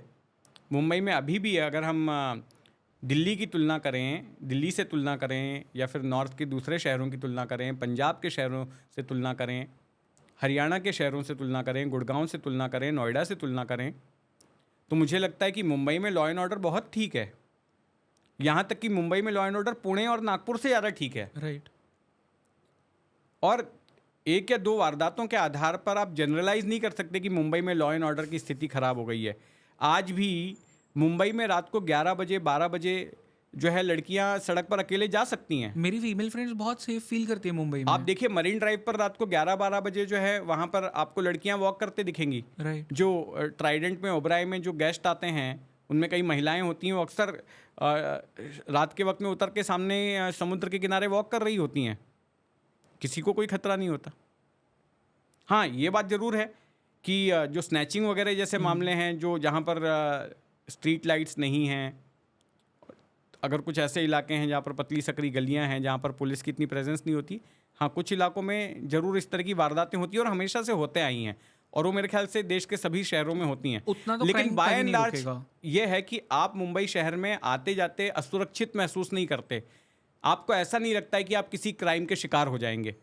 ऐसी नौबत तो अब तक मुंबई शहर में नहीं आई है। 90 के दशक में था ऐसा कि 90 के दशक में तो हर दिन गोलियां चलती थी, और कई बार ऐसा भी होता था कि कई बार मिस्टेकन आइडेंटिटी में लोग मारे जाते थे। अगर गैंगस्टर को किसी और को मारना है, गलती से किसी और को मार दिया जाता था, तो ये भी होता था। राइट। ओके सर, एक और लास्ट चीज़ मैं इस पॉडकास्ट पे आपके साथ में बात करना चाहता हूँ। ये तो हमने पूरा क्राइम की दुनिया को देखा, बट एकदम ही मैं थोड़ा टर्न लेके आपसे सुशांत सिंह राजपूत के बारे में बात करना चाहूँगा, क्योंकि मैंने आपके जो न्यूज़ आर्टिकल्स थे वो भी पढ़े, आपके ओपिनियंस पे हमने बात भी की है, दूसरे पॉडकास्ट पे भी मैंने सुना है। ओवरऑल जो चीज़ हो गई वो तो हो गई, उसमें से लोगों ने बहुत स्टोरीज जूस आउट की, but what is your opinion? Was वो जो सुशांत सिंह राजपूत का इंसिडेंट था वो एक मर्डर था, एक सुसाइड था, क्या था अकॉर्डिंग टू यू? मेरा अपना ऐसा ऑब्जर्वेशन है कि सुशांत सिंह राजपूत की हत्या नहीं की गई। वो मर्डर केस नहीं था, वो प्योरली एक सुसाइड का मामला था। सुशांत सिंह राजपूत ने खुदकुशी की थी। उसको एक मर्डर केस देने का नैरेटिव एक टीवी चैनल और राजनीतिक पार्टी ने बनाया, क्योंकि बिहार में चुनाव थे। उसके मद्देनज़र ऐसा किया गया। सुशांत सिंह बिहारी थे और बिहार में लोगों के वोट हासिल करने के लिए इसको ऐसा रंग दे दिया गया कि सुशांत सिंह की हत्या करवाई गई है, और उस तरह का एक नैरेटिव शुरू किया गया। लेकिन मेरा सवाल यह है कि अगर वाकई में सुशांत सिंह राजपूत की हत्या की गई थी, तो फिर इतनी सारी एजेंसियों ने जांच की, मुंबई पुलिस ने, उसके बाद पटना पुलिस ने, और अल्टीमेटली देश की सबसे बड़ी एजेंसी सीबीआई ने जांच की। 2-2.5 साल पहले सीबीआई की टीम आई, करीब 8-10 दिन यहां रह के गई, तमाम लोगों से पूछताछ की, स्पॉट पे गई, लेकिन एक शख्स की भी गिरफ्तारी नहीं हुई। अरे किसी का मर्डर हुआ तो एक आदमी तो गिरफ्तार होगा ना, राइट। कम से कम एक भी आदमी गिरफ्तार नहीं हुआ। क्यों? और जो लोग उस वक्त, जो पॉलिटिशियंस बोल रहे थे कि सुशांत सिंह राजपूत की हत्या हुई है, अब वो कोई पॉलिटिशियन नहीं बोलते हैं। साफ है कि चुनावी तौर पर भुनाना था उनको। अच्छा, सुशांत सिंह राजपूत की हत्या हुई है, ये बात कौन बोल रहा था? नारायण राणे और उनके सुपुत्र नितेश राणे, पॉलिटिशियंस में। राइट। लेकिन आप गौर कीजिए कि उन्होंने कहा था कि हम सीबीआई को सबूत देंगे। आज तक कोई सबूत नहीं दिया उन्होंने सीबीआई को, नंबर 1। नंबर 2, कभी आपने सुना देवेंद्र फडणवीस ने ऐसा बोला हो? नहीं। मैं देवेंद्र फडणवीस को एक सुलझा हुआ और इंटेलिजेंट पॉलिटिशियन मानता हूं। मुझे लगता है कि देवेंद्र फडणवीस को भी ये बात अच्छे से मालूम है कि ये सुसाइड का ही केस है। हालांकि उन्होंने इस मामले में, चूंकि ये पॉलिटिसाइज हो चुका है, तो उन्होंने एक एसआईटी की जरूर घोषणा कर दी है, और वो ये नहीं, कई सारी एसआईटीज घोषित कर चुके हैं अपने कार्यकाल में। ये एक पॉलिटिकल टेक्निक होती है कि अगर कोई मामले पे बवाल हो रहा है तो अनाउंस कर दो कि हमने एसआईटी घोषित कर दी है। Right. अब वो एसआईटी फिर आगे कोई पूछता नहीं कि एसआईटी का क्या हुआ, एसआईटी ने कुछ हासिल किया, जांच कहाँ तक पहुंची, एसआईटी की रिपोर्ट क्या है। लेकिन उस वक्त में मामले को ठंडा करने के लिए सरकार घोषित कर देती कि हमने एसआईटी की। देवेंद्र फडणवीस ने भी एसआईटी घोषित कर दी। हालांकि सीबीआई ने अपनी जांच कर ली, रिपोर्ट भी दबी हुई पड़ी है, एसआईटी की अलग से कोई ज़रूरत नहीं थी, लेकिन देवेंद्र फडणवीस ने एसआईटी घोषित कर दी। लेकिन मैंने आज तक खुद देवेंद्र फडणवीस को इस मामले में ये बोलते हुए नहीं सुना ऐसे पुरजोर तरीके से कि सुशांत सिंह राजपूत ने आत्महत्या नहीं की, उनकी हत्या हुई। ये सिर्फ 2 लोग ही बोल रहे थे मुख्य तौर पर बीजेपी से, mister Narayan Rane and mister Nitish Rane. ये एक बात। दूसरी बात ये कि ना केवल हत्या की बात मैं सही नहीं मानता हूं, बल्कि जो आत्महत्या को उकसाने का आरोप लगा उस मामले में भी किसी की गिरफ्तारी नहीं हुई है। राइट, हाँ। जो पटना में मामला दर्ज हुआ, पटना पुलिस ने जो केस रजिस्टर किया, जो बाद में सीबीआई को ट्रांसफर हुआ, वो क्या था? एबेटमेंट टू सुसाइड का था। तो एबेटमेंट टू सुसाइड में भी किसी की गिरफ्तारी नहीं हुई है। राइट। क्यों नहीं हुई? तो मैं किस आधार पर यह मान लूं कि हत्या का मामला है? सीबीआई जैसी हमारी देश की सर्वोच्च एजेंसी मामले की जांच कर लेती है और पिछले 2-2.5 साल में किसी को गिरफ्तार नहीं करती है। लेकिन एक टीवी चैनल का एंकर बौखलाते हुए चिल्ला रहा है, सुशांत सिंह मर्डर केस। अरे किस आधार पे तुम मर्डर बोल रहे हो? राइट। एक नैरेटिव बना दिया जो पॉलिटिशियंस ने जिसको हवा दी। तो मैं नहीं मानता हूं कि सुशांत सिंह की हत्या हुई है। जो अब तक मैंने ऑब्जर्व किया है उससे मुझे लगता है कि ये प्योरली सुसाइड का मामला है। सर, एक 2 पार्ट क्वेश्चन पूछना चाहूँगा आपसे, because this is very important now. First चीज़ तो ये, क्योंकि आपने कहा कि एक न्यूज़ चैनल और एक पॉलिटिकल पार्टी ने मिलकर उस खबर को फैला दिया इतना, क्योंकि बिहार में इलेक्शंस थे। तो ये चीज़ होती है, जो न्यूज़ चैनल्स है उनका पॉलिटिकल पार्टीज़ के साथ में नेक्सस होता है।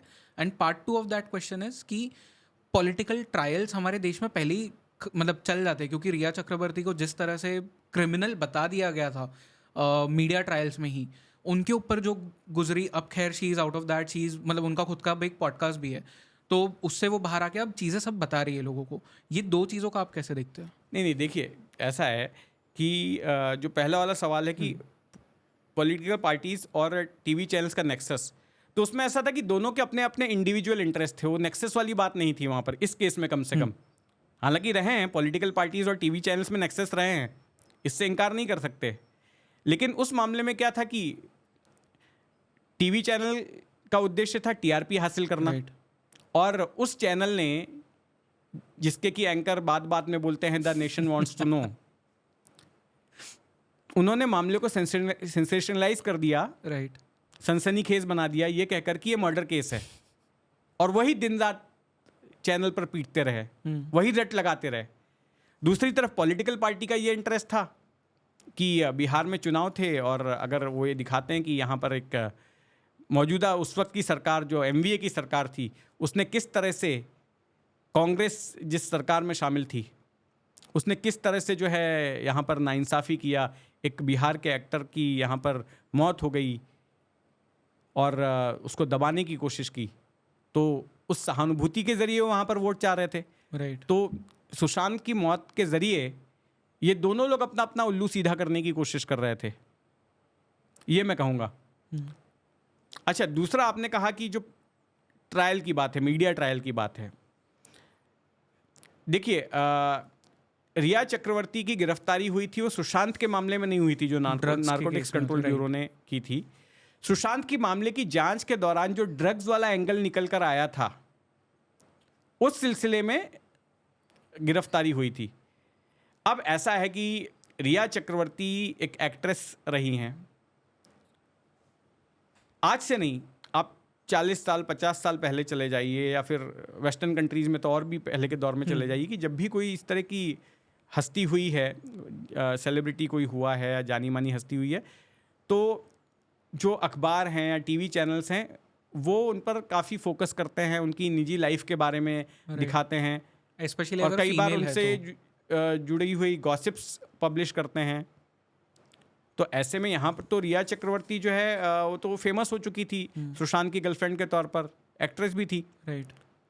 तो अगर उनकी गिरफ्तारी होती है तो फिर बड़ी ही बारीकी से उसका कवरेज तो होना ही था, और वो मीडिया ने किया, क्योंकि लोग भी उसको देख रहे थे।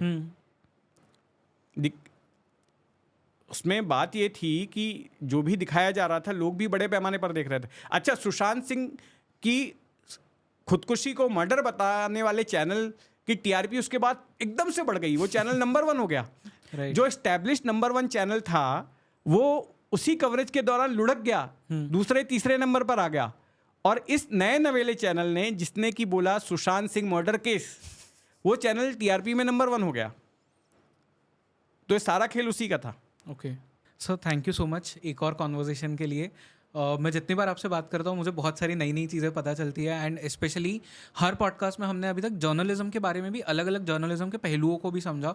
तो आई फील कि जितने नए जर्नलिस्ट इस पॉडकास्ट को देखते हैं, आपके साथ में हमारे एपिसोड्स को देखते हैं, उन्हें भी बहुत कुछ सीखने को मिलता है। एक जो एथिक्स होते हैं जर्नलिज्म के, स्पेशली वो सीखने मिलता है, बिकॉज आपने इतने सालों से इस फील्ड में काम किया है, तो you know in and out क्या चल रहा है। एंड जिस तरह से अभी भी आपने सर चीज़ें बताई है, आई फील कि लोग अगर इससे अपने लेसन्स ले ले तो आधी ज़िंदगी तो दूसरों की भी उससे रिजॉल्व हो जाएगी और उनकी खुद की भी बहुत ज़्यादा रिजॉल्व हो जाएगी। But sir, thank you so much एक और कॉन्वर्जेशन के लिए। धन्यवाद जयेश, मुझे आमंत्रित करने के लिए इस बातचीत की खातिर, और मुझे बड़ा मज़ा आया इस कॉन्वर्सेशन में, और आपके सवाल भी काफ़ी अच्छे थे। और मुझे खुशी है कि आप जो भी पॉडकास्ट करते हैं तो उससे पहले काफ़ी होमवर्क करते हैं, काफ़ी मेहनत करते हैं। तो मुझे यकीन है कि हमारे दर्शक, जैसे कि उन्होंने अपना प्यार हमारे पिछले पॉडकास्ट को भी दिया, उन्होंने खूब देखा, तो वैसा ही प्यार इस पॉडकास्ट को भी मिलेगा। राइट सर, बिफोर हम साइन ऑफ करें इस पॉडकास्ट से, मैं लोगों को एक और चीज़ बता दूं। आपको वहाँ पे फ्रेम में सर के पीछे किताबें दिख रही होगी सर की, दोनों ही किताबें। एक कश्मीर के ऊपर है, विच वॉज आर्टिकल 370 के बारे में वो आपने लिखी थी, एंड वहाँ जाके वहाँ के लोगों से बात करके वहाँ पे खुद के एक्सपीरियंस लेके सर ने वो बुक लिखी। And Bombay after Ayodhya, again a fantastic book, जिसमें आपको 1990s से लेके जो उसके बाद में चीज़ें हुई, बाबरी मस्जिद के साथ में जो चीज़ें हुई थी, उसके बाद में मुंबई में जो दंगे हुए उसके बारे में, एंड अंडरवर्ल्ड की पूरी दुनिया, वो दोनों के ही बारे में आपको पूरा कुछ पढ़ने को मिलेगा। सो आई होप कि आप किताबें खरीदें एंड किताबें पढ़ें, क्योंकि जब मैंने दोनों बुक्स पढ़ी थी मुझे बहुत ज़्यादा मज़ा आया था, बिकॉज इट्स नॉट समथिंग कि वो बहुत नॉन फिक्शनल वाले वे में नहीं है। इट फील्स लाइक कि आप किसी की पर्सनल डायरी पढ़ रहे हैं, तो बहुत इंटरेस्टिंग आपको लगेगा एंड बहुत मज़ा आएगा आपको पढ़ने में। But sir, thank you so much once again.